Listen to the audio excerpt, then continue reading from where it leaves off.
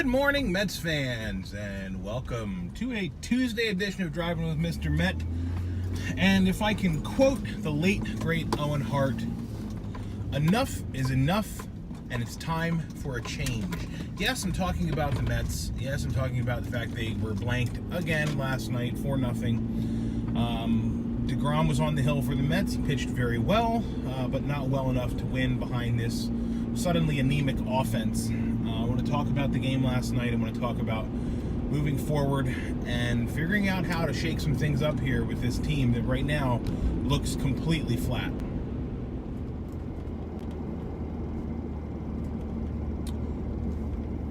Last night, Jackson Pollock sprayed his stuff all over the Mets. Now that's Chris Paddock, sorry. He was really good. I mean, this kid for the Padres was really good. He looked fantastic. Did look like he had a little bit of roid rage going on. Not gonna lie, he had a little bit of that Scherzer insanity about him. But he looks like he's a good young pitcher, and he certainly had his way with the Mets last night. But that's not saying much, because right now the Mets are so flat offensively, it's unbelievable. And I don't know how it happened and why it's happening, and I don't know why it happens every freaking year that it seems like the offense, the bats just go quiet at the same time. And I don't understand it, and I wish there was a way to figure out like why it happens and how it happens, but it just happens. And it's coincidence that I think, at least, that the offensive cool down really kicked itself off with the return of Todd Frazier to the lineup. Frazier batting is exactly as we expect him to be batting, right around 200. Not giving quality at bats, hitting the occasional home run, and I will say occasionally as two, since returning 12 days ago or so, 13 days ago, whatever. But it's time for change, right? And I mean, I'm not talking about what they did yesterday, going out and acquiring a middling relief pitcher from the Tampa Bay Rays in the form of Wilmer Font. Great name, by the way. But that's not the kind of change I'm talking about. I'm talking about some changes from within and doing something to shake some things up here and stop status quoing this lineup at this point. I'm sorry, but Todd Frazier cannot be in games when games start. He cannot. It just can't happen. And the more he's starting, the more likely we're going to see more of the same from this offense right now. He is an absolute black hole in the lineup. He cannot hit.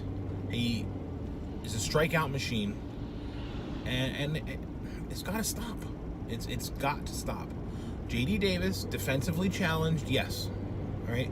But it isn't like the defense is costing the team games right now, right? The defense is not good, but it's not like we're saying, because Todd Frazier's been in there, excuse me, the Mets have been winning because his glove is so good.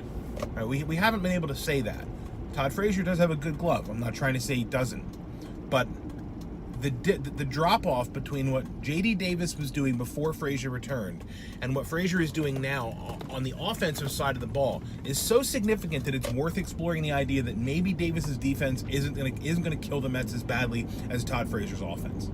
And that's the bottom line. Todd Frazier needs to be on the bench, and that needs to be the first step on his way out the door. I don't care how much money he's owed. Great guy, Tom's River guy. Did you know he's from Tom's River? I didn't know that. He's got to go. I'm sorry. There's you cannot carry dead weight on a roster that's supposed to be competing. And I still believe in this team. I still believe in this offense. I still believe they're going to bust out of this. Jed Lowry is returning soon. He's going to help resolve this Frazier situation as well. But when it comes down to it, if it comes down to Todd Frazier versus J.D. Davis, I keep Davis. I really do. Don't care about the glove. I don't care about the glove. Frazier's got to go. And then we got to go to the outfield and look at the outfield and look at the fact that the Mets right now have another black hole, who I don't think is a black hole, but right now is performing like one, and that's Brandon Nimmo. Brandon Nimmo has been dreadful I think he's over his last 26, or something to that effect. And I love Nimmo. I loved what Nimmo did last season, but he's swinging at bad pitches. His strike zone discipline is way, way, way worse than it was last year. He's regressed terribly. He's not getting on base at all. He's basically a warm body who's almost an automatic out.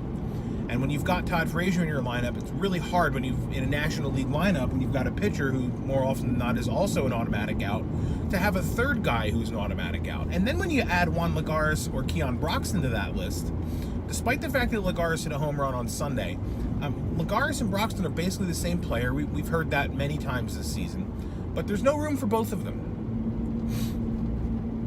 Meanwhile, at AAA, Carlos Gomez, and yeah, look, it's AAA, all right, but Carlos Gomez is batting like .390 with a whole bunch of home runs and a whole bunch of doubles, and he's hitting the ball.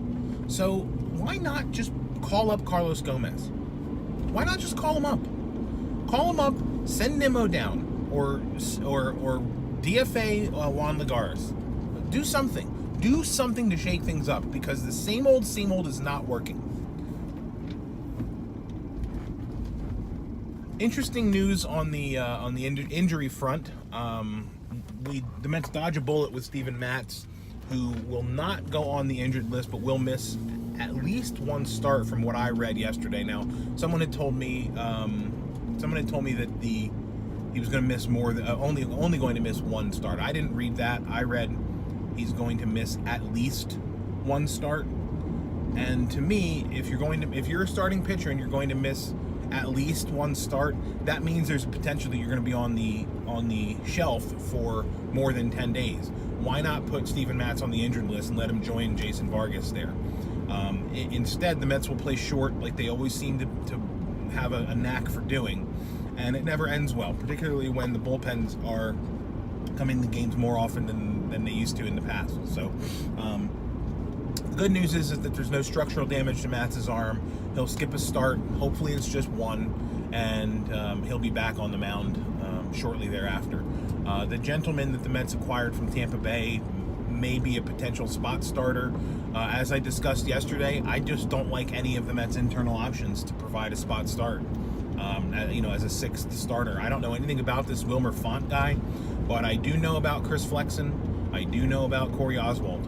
I wouldn't mind giving another guy a try. So hopefully that happens on Friday, I think, which is Vargas' spot in the rotation.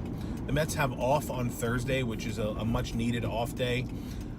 So I think Vargas' spot comes up on Friday. We'll see what ends up happening there. I guess the alternative to that, excuse me, is going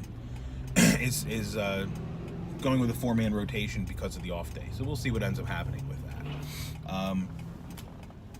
The other piece of injury news is I mentioned Jed Lowry before. Justin Wilson came off the injured list last night, so it's good to have him back, although he did give up 2 runs in his inning of relief appearance last night, an inning of work.